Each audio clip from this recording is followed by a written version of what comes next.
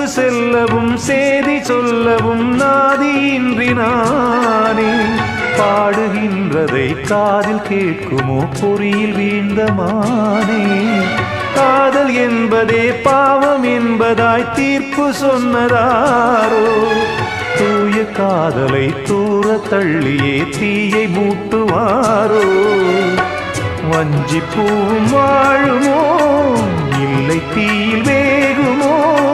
தர்ம நியாயம் பேசிடும் தெய்வமூமையாகுமோ கண்மணி பொன்மணி இங்கு நான் அங்கு நீ நானும் நீயும் மீண்டும் சேரும் நேரம் வாராது